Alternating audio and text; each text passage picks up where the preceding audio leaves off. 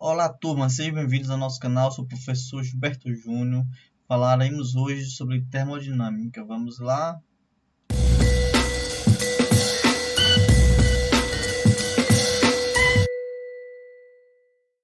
Como falei no início do vídeo, vamos falar sobre termodinâmica.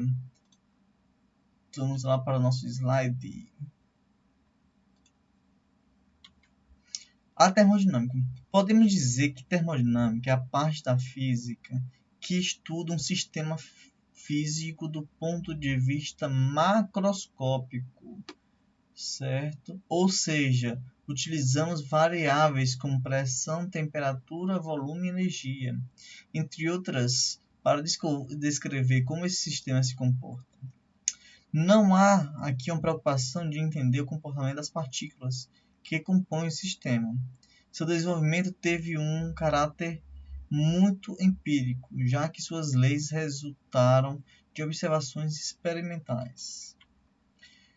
Vamos lá para o contexto histórico. O desenvolvimento maior dos conceitos termodinâmicos como conhecemos hoje ocorre ao longo do século XVIII e XIX, fase de mudanças sociais e econômicas na Europa, transição do regime feudal para o modo de produção capitalista, valorização, revolução científica do século XVII. Os métodos da ciência experimental passam a ser aplicados em diversas áreas do conhecimento, ajudam na transformação de meios de produção, desde a máquina têxtil, principal indústria da Inglaterra. Essas transformações vão desencadear a chamada Revolução Industrial. A Revolução Industrial estimula a atividade científica. Métodos da ciência são usados para resolver problemas na indústria. Relação entre ciência e história. Na realidade, quanto mais estreitas são as relações entre a ciência, a técnica, a economia e a política do período, mais claramente se mostra a formação de um processo único de transformação da cultura. Tal período é de capital importância para o progresso da humanidade. Texto de Pernal.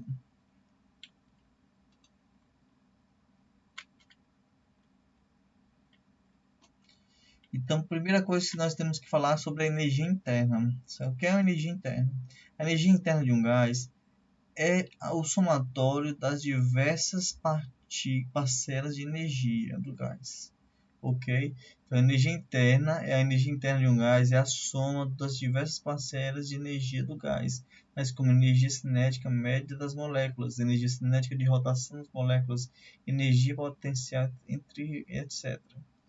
Nós temos aqui a translação do centro de massa, temos aqui outra vibração aqui, que é a rotação em torno do centro de massa, e nós temos aqui a vibração interna, certo? Então, a energia interna, quando a gente calcula a energia interna, a gente calcula como 3 meios de nRT, que é igual a 3 meios de PV, pressão vezes volume.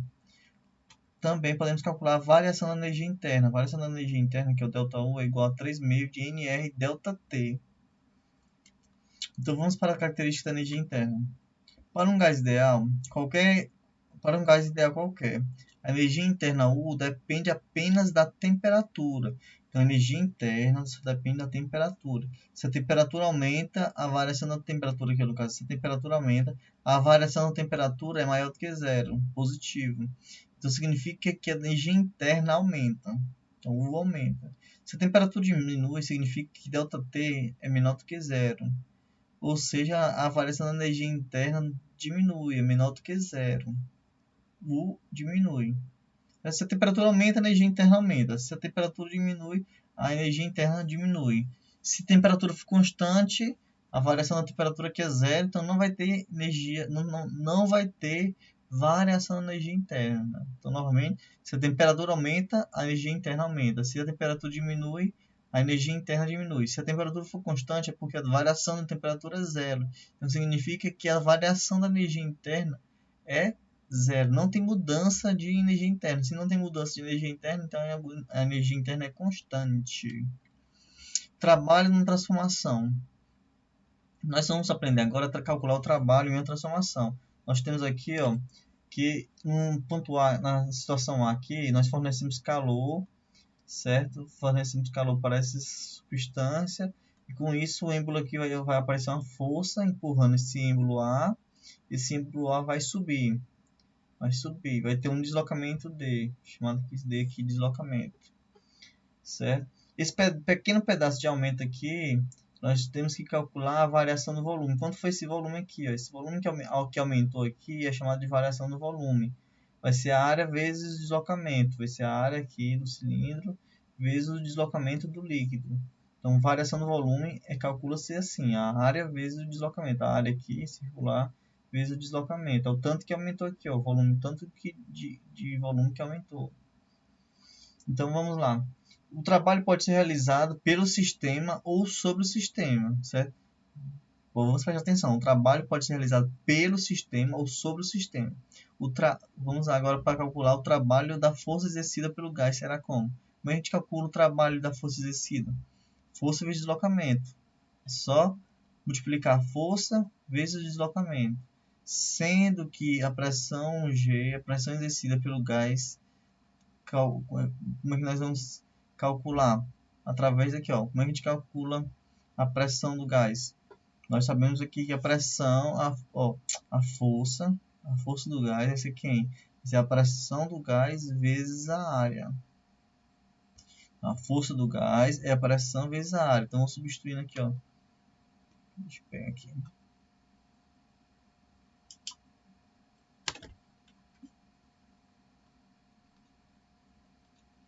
Então, aqui, ó. Nós sabemos que a força...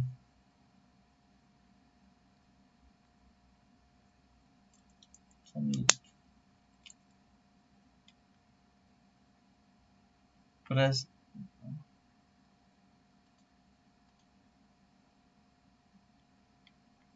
Pressão é igual a força sobre a área.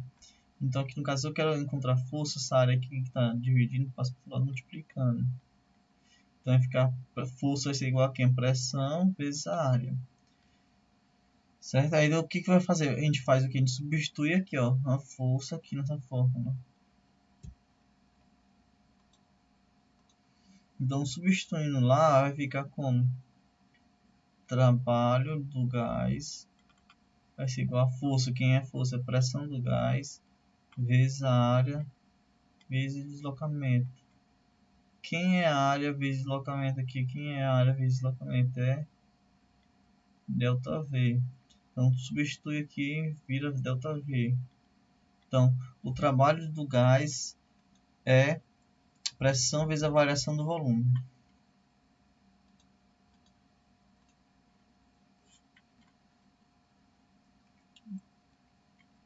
Então, aqui no gráfico, pressão versus volume, o módulo do trabalho é dado pela área. Então, para calcular o trabalho de um gás, podemos calcular pelo gás, pela área do gráfico. Desculpa. Então, o trabalho vai ser a área do gráfico. Um gráfico pressão versus volume. Para calcular o trabalho, você vai calcular a área da figura. Certo? Aqui, ó, a área da figura, a gente encontra a área do trabalho. A área da figura, a gente encontra o trabalho. Então, a área é equivalente ao trabalho, que é igual a pressão vezes a variação do volume. Podemos observar pela equação que, se o trabalho for positivo, se o resultado é positivo do trabalho, é porque a situação aconteceu em expansão, crescimento. Então, o trabalho é realizado pelo gás, o gás que realiza o trabalho. Se o trabalho for negativo, é uma situação de contração, o volume do gás diminui. Se diminui, significa que alguém empurrou, então o trabalho realizado sobre o gás. Alguém empurrou o gás. Então, é realizado sobre o gás. Quando o trabalho for negativo, ou se o trabalho for igual a zero, a situação de transformação é isométrica, o volume é constante. Quando o volume é constante, não há trabalho. Se o volume não mudar, não há trabalho. Processo termodinâmico. Primeiro nós temos que tentar entender o que é um processo termodinâmico, o que é um sistema e o que é uma vizinhança. Sistema é um corpo ou um conjunto de corpos que isolamos física ou mentalmente para estudá-lo. Tudo que cerca o sistema, isto é, o resto do universo, denomina-se vizinhança. Então, sistema, aqui nesse caso, essa figura aqui, o sistema, é o corpo do nadador. A vizinhança, que é a vizinhança? É o ar e a água. Percebemos que um sistema pode interagir com sua vizinhança. O que acontece? Trocando calor ou realizando trabalho pelo ou sobre o sistema. Um processo termodinâmico pode ser representado de forma esquemática por meio do diagrama ao lado. Certo? Então, que o sistema, vamos dizer que o sistema, que o sistema realiza trabalho e fornece calor. E aqui nós temos a vizinhança. O movimento de um pistão devido à compressão e à expansão de um gás pode ser usado para obter energia mecânica, fazer girar uma roda fixa em um eixo. Primeira lei da termodinâmica. Quando fornecemos uma quantidade de energia que, na forma de calor, a um sistema, essa energia pode ser usada de duas maneiras. Uma parte da energia poderá ser usada para realizar trabalho, expandindo-se quando o trabalho é positivo, ou contraindo-se quando o trabalho é negativo. Certo? Eventualmente pode acontecer de o sistema não alterar seu volume, então não vai ter trabalho, o trabalho é nulo. A outra parte da energia será absorvida pelo sistema, transformando-se em energia interna. Dito de outro modo, essa energia interna é igual à variação da energia interna, ΔU. Essa energia é igual à variação da energia interna, ΔU do sistema. Eventualmente, pode acontecer que o ΔU seja igual a zero. Significa que, nesse caso, o calor foi usado para realizar trabalho. Neste caso, o calor Q foi usado para realizar trabalho. Então, a primeira lei da termodinâmica equivale à conservação da energia, onde a variação da energia interna de um sistema é dada pela diferença entre o calor trocado com o meio exterior e o trabalho realizado no processo termodinâmico. ΔU é igual ao calor menos o trabalho, de outra forma escrita. Então, na primeira lei da termodinâmica temos um exemplo aqui. Parte da energia que é fornecida ao gás é usada para realizar trabalho e parte absorvida pelo sistema em forma de energia interna, ΔU. Então vamos lá aqui, a energia interna aqui, se a quantidade de calor fornecida aqui foi 1000 calorias, certo? 1000 calorias e realizou-se 400 cal de trabalho, certo? Observe aqui, forneceu-se 1000 calorias. Só que dessas mil calorias, 400 foram utilizadas para realizar trabalho. O restante que está faltando está onde? Na energia interna. 1000 menos 400 vai ser igual a energia interna, que é igual a 600 cal. 600 cal, ok? Então, pela conservação da energia, nós observamos, se chegou 1000 calorias e realizou esse trabalho em 400, falta quanto? Falta 600. 600 que está faltando é a energia interna, variou-se a energia interna do gás, que foi 600 calorias. Exemplo B, fornecendo ao sistema uma energia Q, sendo que toda essa energia é convertida em energia interna, significa o quê? Que o trabalho foi nulo. Ó. O gás forneceu-se 1000 calorias e transformou-se todo no sistema. Então significa que não realizou esse trabalho. 1000 calorias se transformou em 1000 calorias em energia interna. Aplicações da primeira lei da termodinâmica. Na transformação isotérmica. Quando a transformação for isotérmica, temperatura constante, a pressão é inversamente proporcional ao volume. Certo? Pressão é inversamente proporcional ao volume.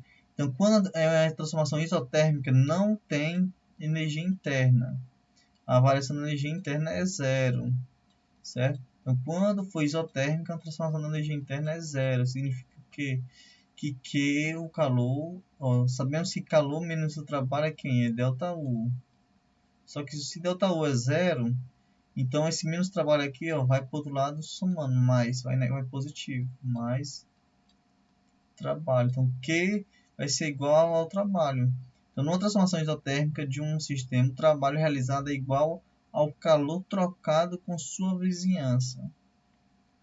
Na transformação isovolumétrica, quando o volume é igual volume é constante.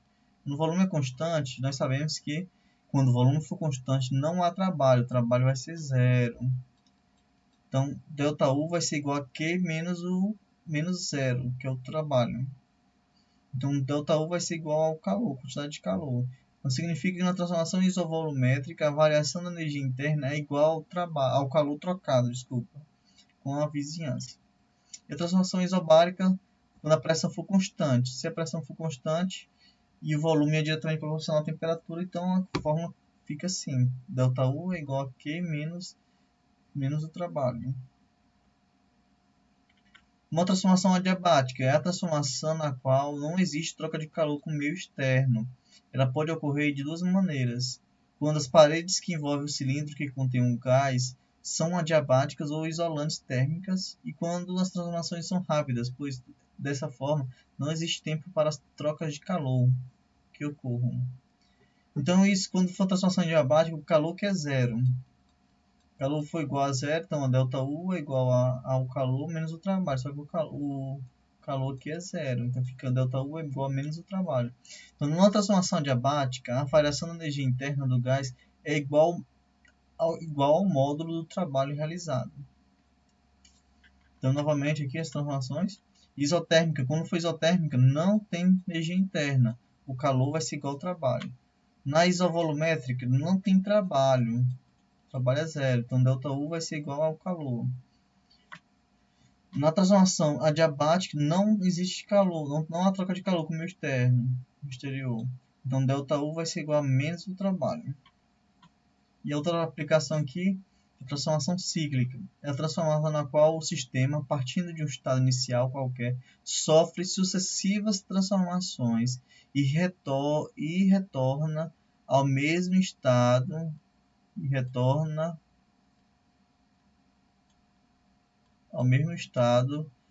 inicial. Então, uma transformação cíclica é a transformação na qual o sistema, partindo de um estado inicial qualquer, sofre sucessivas transformações e retorna ao mesmo estado inicial. Então, nesse caso aqui, a variação da energia interna vai ser igual a zero. Significa que o trabalho vai ser igual ao calor. Vamos lá. Em relação ao trabalho, vamos analisar agora o trabalho. Ó, de 1 para 2, observe aqui, ó, de 1 para 2, ó, o que acontece com o volume? O volume cresce. Então, significa que o trabalho é positivo. Então, o trabalho é realizado pelo sistema. Na transformação 3 para 4, ó, de 3 para 4, o volume diminui. Significa que o trabalho é negativo. Então, o trabalho é realizado sobre o sistema. De 2 para 3 e 4 para 1, ó, de 2 para 3 e 4 para 1, o volume é constante, não existe trabalho. Certo? Então, a variação do volume é igual a zero. Certo? E o trabalho realizado aqui no caso é a área limitada pelas 4 transformações. Então, para calcular o trabalho realizado aí, no caso, uma forma cíclica, é essa área limitada das 4 transformações. Então, com isso, nós concluímos nossa aula. Agradeço pela compreensão e até a próxima.